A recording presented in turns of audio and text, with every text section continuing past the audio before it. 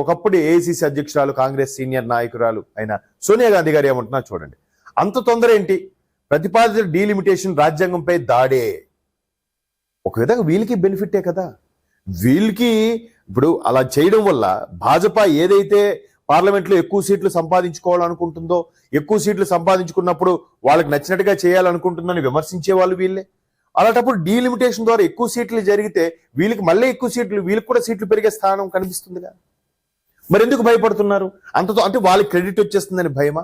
ఇక్కడ కాంగ్రెస్ అధినేత్రి అంటే సీనియర్ నాయకులు అని చెప్పొచ్చు, కేంద్రంలోని ఎన్డీఏ ప్రభుత్వం ప్రతిపాదించిన డీలిమిటేషన్ అత్యంత ప్రమాదకరమని, రాజ్యాంగంపై జరుగుతున్న దాడి అని కాంగ్రెస్ అగ్రనేత సోనియా గాంధీ ధ్వజమెత్తారు. పార్లమెంట్ ప్రత్యేక సమావేశాల ద్వారా ఈ వారంలో కేంద్రం తేవాలనుకున్న బిల్లు డీలిమిటేషన్ సంబంధించిందని, మహిళా రిజర్వేషన్లకు సంబంధించింది కాదని స్పష్టం చేశారు. లోక్సభలో చేపట్టే ఏ డీలిమిటేషన్ అయినా సంఖ్యాపరంగా కాకుండా రాజకీయ సమానత్వం సాధించే దిశగా ఉండాలని స్పష్టం చేశారు. కులగణన ఆలస్యం చేయడమే ప్రధాని మోదీ ఉద్దేశమని ఓ పత్రిక రాసిన వ్యాసంలో సోనియా ఆరోపించారు. మరలా ఇది కామన్ గా ఉండేదే. ఇప్పుడు ఏదైతే భాజపాకి, ఎన్డీఏ భాగస్వామ్య పక్షాలకి నేము ఫేము వస్తున్నాయో వీళ్ళు ఒక్కొక్కటిగా ఒక్కొక్క గవర్నమెంట్లో మోదీ 1.0లో ఒక రకమైన నిర్ణయాలు, 2.0లో ట్రెమండస్ చేంజెస్ తో కూడిన నిర్ణయాలు, 3.0లో కూడా కఠినమైన నిర్ణయాలు కొన్ని తీసుకొని భారత పురోగతికి, భారత అభివృద్ధికి పాటుపడుతుంది. ఆ క్రెడిట్ వీళ్ళకి వస్తుంది కాబట్టి వీళ్ళు ఈ విధంగా చేస్తున్నారా అనే ఆరోపణలు సర్వత్రా వ్యక్తమవుతున్నాయి. ఎందుకంటే ఒకప్పుడు ఎవడైనా దాడి చేస్తే మౌనము, క్యాండిల్ ర్యాలీలు, నిరసనలు ఉండేవి. ఇప్పుడు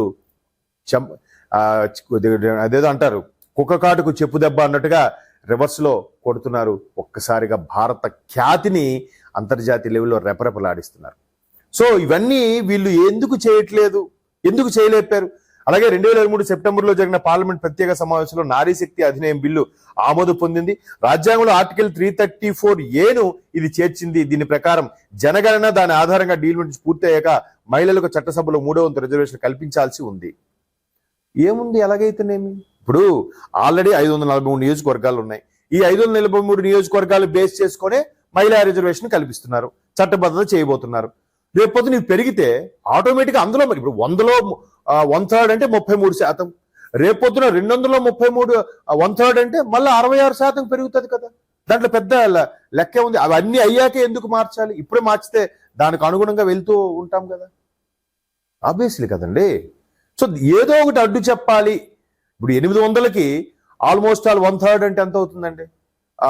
దగ్గర ఒక 300 సీట్లు అనుకోండి, 250 సీట్ల వరకు వస్తాయి మహిళలకి, అంతే కదా. ఇక్కడ 543కి 1/3, అలాగే 800 సీట్లకి 1/3. దాంట్లో పెద్ద ఆశ్చర్యంగా ఉంది. దానికి కూడా ఏదో పుల్ల పెట్టాలనే తాపత్రయంతో ఇక్కడ ఈవిడ ఒక పేపర్కి ఇచ్చిన ఇంటర్వ్యూలో ఢిల్లీలో ఈ విధంగా దుమ్మెత్తిపోశారు. ఇకపోతే ఈ మంత్లో జరుగుతున్న ఏదైతే 4 రాష్ట్రాలకి, కేంద్రపాలిత ప్రాంతానికి సంబంధించిన ఎన్నికలు జరుగుతున్నాయో, ముఖ్యంగా వెస్ట్ బెంగాల్, అలాగే తమిళనాడు, నార్త్ లో వెస్ట్ బెంగాల్, సౌత్ లో తమిళనాడు పైన అందరి రాజకీయాలు దృష్టి కేంద్రీకృతం అవుతున్నాయి.